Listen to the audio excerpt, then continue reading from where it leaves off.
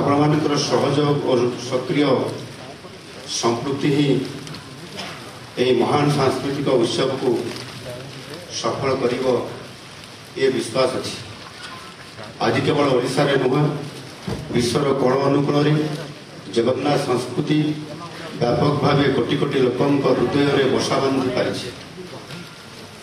ନୂଆଦିଲ୍ଲୀରୁ ନ୍ୟୁୟର୍କ ଯାଏ ଦେଶ ବିଦେଶରେ ରଥଯାତ୍ରା ମହାସମାରୋହରେ ଓ ପ୍ରବଳ ଭକ୍ତିଭାବ ଜନିତ ଉତ୍ସାହ ମଧ୍ୟରେ ପାଳିତ ହେବା ଆମ ପାଇଁ ଅତ୍ୟନ୍ତ ଗର୍ବ ଏବଂ ଗୌରବର ବିଷୟ ଅଟେ।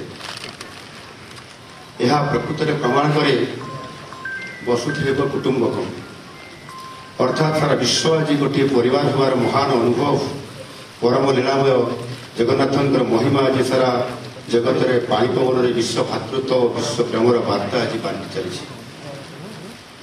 ଏଠି ମାଟି ବି ଦେବତା, ବାଲି ବି ଦେବତା, ପଥର ବି ଦେବତା ଓ ଦାରୁ ବି ଦେବତା। ଏ ଶ୍ରୀକ୍ଷେତ୍ର ଆଜି ପାଲିଛି ବିଶ୍ୱାସ ଓ ସମର୍ପଣର ଉତ ପବିତ୍ର ତୀର୍ଥ। ଏହା ଆମ ପାଇଁ ଏକ ମହନୀୟ ଉପଲବ୍ଧି ନିଶ୍ଚୟ।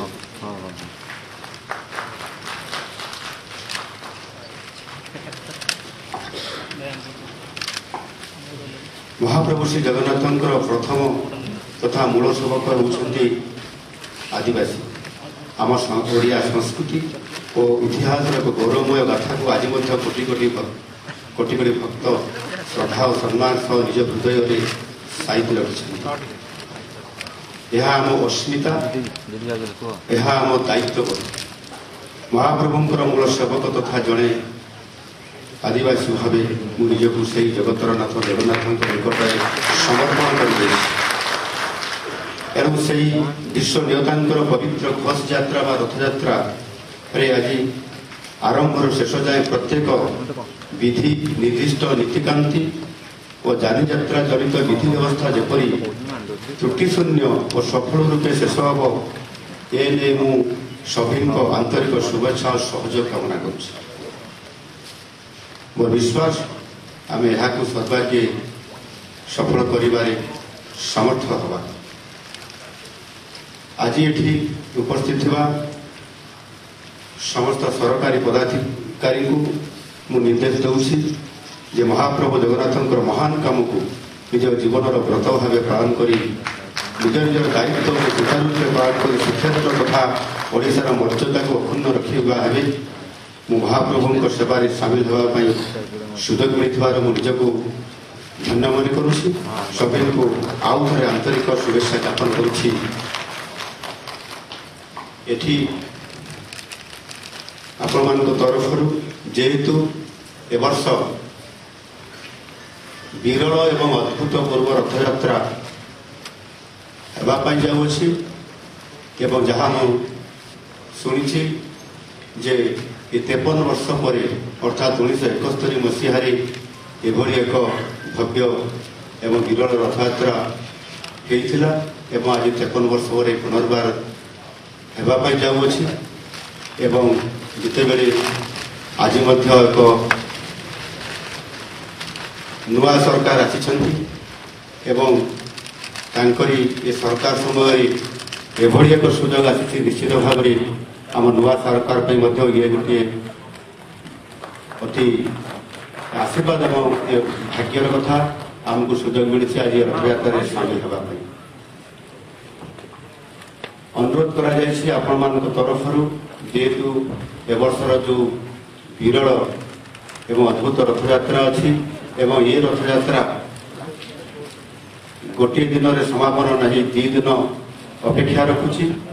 ଏଣୁ ସରକାରୀ ହିସାବରେ ଯେଉଁ ଗୋଟିଏ ଦିନ ଛୁଟି ଅଛି ତାକୁ ଆଉ ଗୋଟିଏ ଦିନ ମଧ୍ୟ ଛୁଟି କରିବା ପାଇଁ ମୁଁ ମୋ ସରକାରୀ ଅଧିକାରୀଙ୍କୁ ନିର୍ଦ୍ଦେଶ ଦେଉଛି। ସେ ଦିନକୁ ମଧ୍ୟ ଛୁଟି ହିସାବରେ ଘୋଷଣା କରିବେ ଏବଂ ସୁରୁଖୁରୁରେ ସମାପନ ହେବ। ଏବଂ ଯେହେତୁ ଗୋଟିଏ ଦିନରେ ଏ ନବଯୌବନ ଉତ୍ସବ ଏବଂ ନେତ୍ର ଉତ୍ସବ ଏବଂ ଶ୍ରୀଗୁଣ୍ଡିଚା ଉତ୍ସବ, ଏ 3ଟି ଉତ୍ସବ ଗୋଟିଏ ଦିନରେ ଆପଣମାନଙ୍କର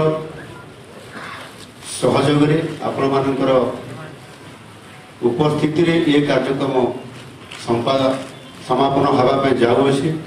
प्रभु श्री जगन्नाथंकर इच्छा और आशीर्वाद ये कार्यक्रम सफलतापूर्वक समापन होगा सहित आपणकर संपूर्ण भाव ये कार्यक्रम को यथा रीतिनीति कांति एवं यथा समय समापन करने निश्चित भाव में मुझे निवेदन करी अनुरोध करुँच।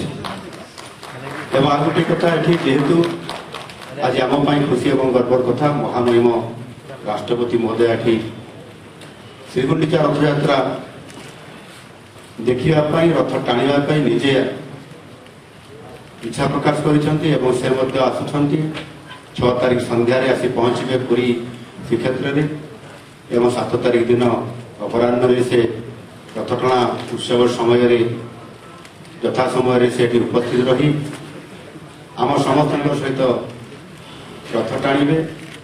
यह निश्चित भाव में अति खुशी आनंद और गौरवर कथा आम समस्त एक सहित ये वीर रथ यात्रा को सफल करवा मुझे आपको समस्ते अति आग्रह सहकारी ये कार्यक्रम को सफल करवा से निकट में मोर नवेदन रही।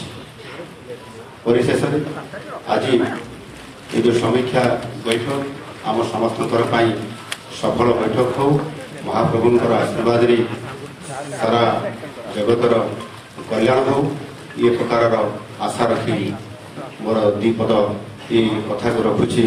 जय जगन्नाथ।